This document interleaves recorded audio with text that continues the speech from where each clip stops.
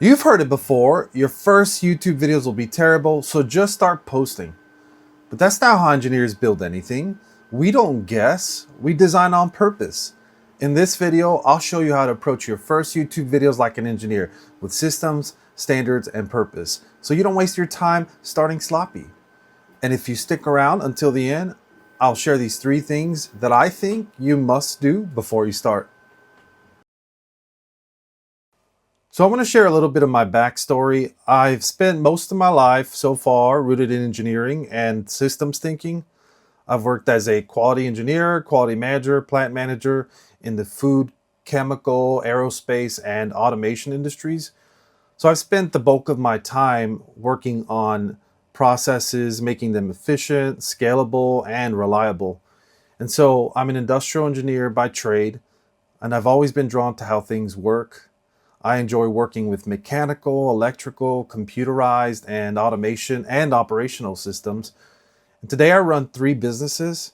I manufacture RV and boat accessories and I sell those online. And I create original graphic designs and I also sell them on creative platforms. And I also resell valuable vintage, antique, and collector items that I find because I love the hunt and the craftsmanship in those pieces.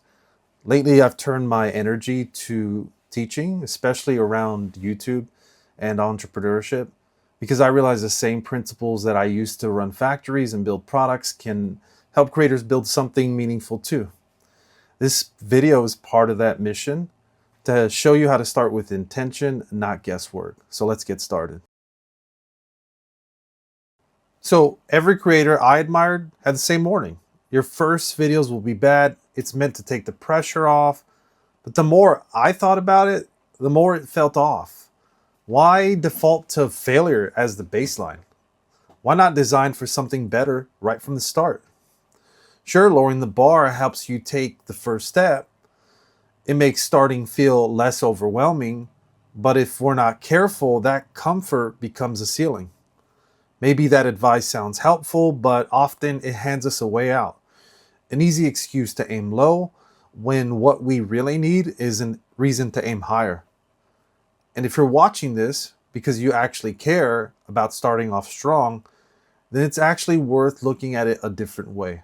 Starting with standards doesn't mean chasing perfection. It means building with intention right from the very beginning.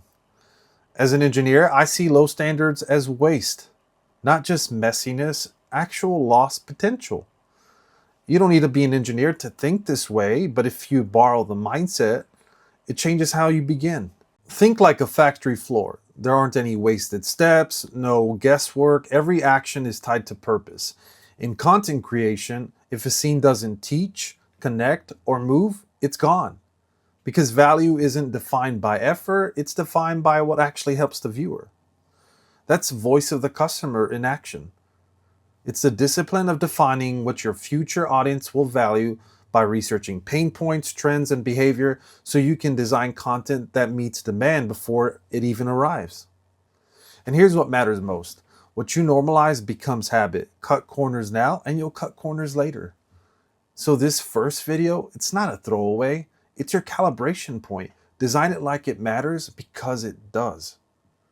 You don't need to feel ready, you just need to get aligned. Start moving with purpose and momentum will follow. And if you're already a teacher, a coach, a business owner, a salesperson, someone who explains, connects, or trains for a living, YouTube isn't starting over, it's scaling what you already know how to do. It's just putting your skills in front of more people who need them. You've also heard the advice, just upload. Don't overthink it, although it's true that most creators overthink everything. I'm one of them. Ultimately, they under-design their videos. That's the real issue, confusing speed with strategy. Because if you haven't mapped your creative process, how will you actually scale this later? Think of your first video like a product launch. You wouldn't release a product without a prototype, a test, and a feedback loop. So why treat your content any differently? For me, that meant sketching ideas, scrapping drafts, rewriting, and then doing it again. Not because I was chasing perfect, I just wanted clarity. Signal over noise.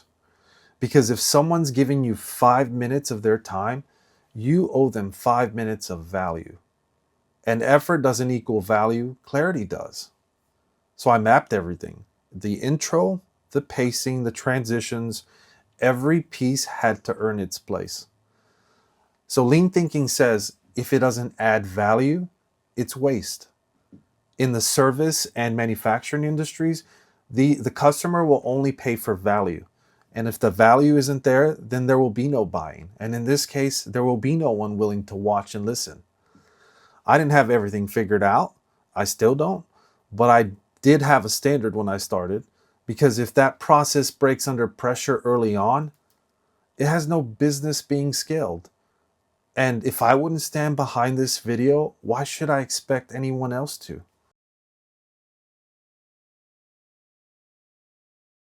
So I don't have a team, no editor, no expensive gear. I just have pressure and the need to prove this could be done right. But that's the point.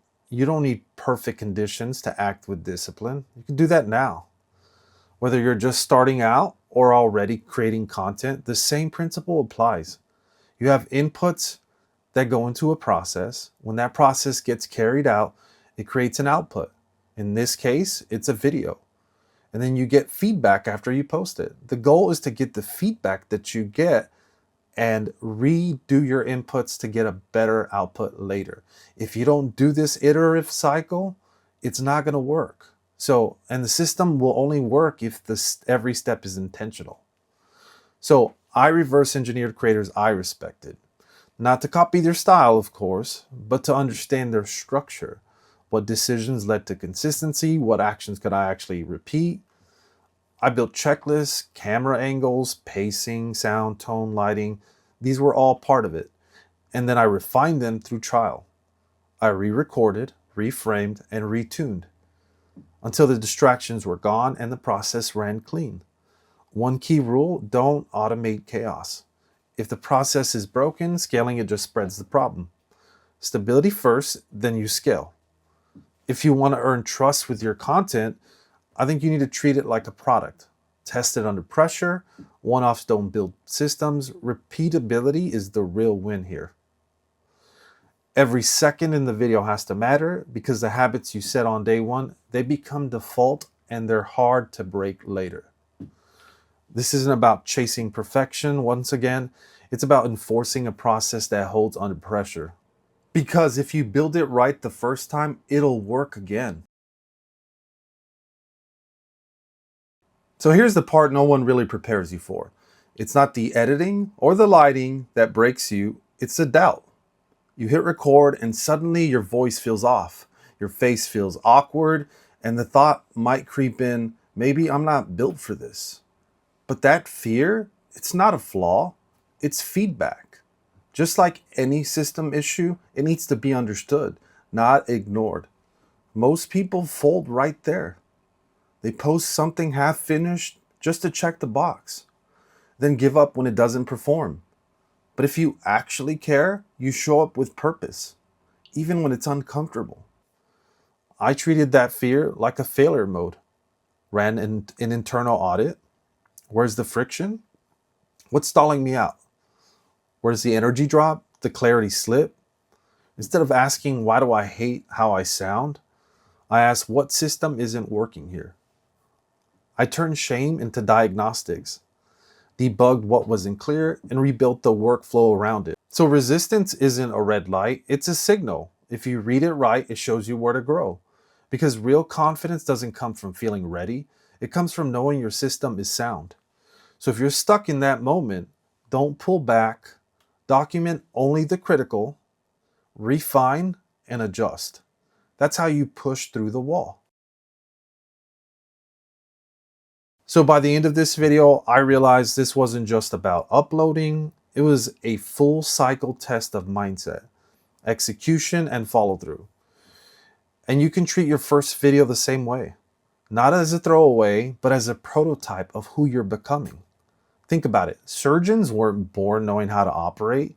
They were taught. They practiced. They stood in the room, scared, uncertain, but kept showing up until precision became instinct. YouTube is no different. You don't fake your way into becoming a creator. You become one by doing the work again and again until it changes how you see, you speak, and you build. You don't wait to be that person. You become them by doing the work today. So don't aim for views, aim for integrity. Ask the engineering question, does the final product match your original intent? If it doesn't, good. That means you've learned something. Now fix it, tighten the loop, recalibrate. Because when your first system is built with clarity, you build a standard. And that standard will outlast any motivation, burnout, or even algorithm changes. Your first video isn't just your content, it's proof of process. If it holds under pressure, you've got something real to scale. YouTube isn't just uploading, it's operating. Every click, every cut, every retake reflects how seriously you take the work. So if it's worth it, you build it with intention absolutely from the start. Every second, every setback, every uncomfortable moment. Because if someone finds just this one video, let it reflect where you're going, not where you started. And when you take your work seriously, your work starts taking you seriously back. So at the start of the video, I said I'd share these 3 things that you must do before posting your video.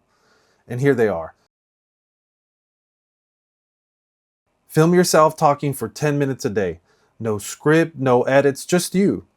Unscripted and uninterrupted for 30 days straight. And if you're still not showing up as your real unfiltered self at the end, do another 30. Because here's the truth. If it feels forced to you, it will feel fake to your viewers. And viewers can tell fast. Authenticity isn't a vibe, it's a skill. You earn it through repetition.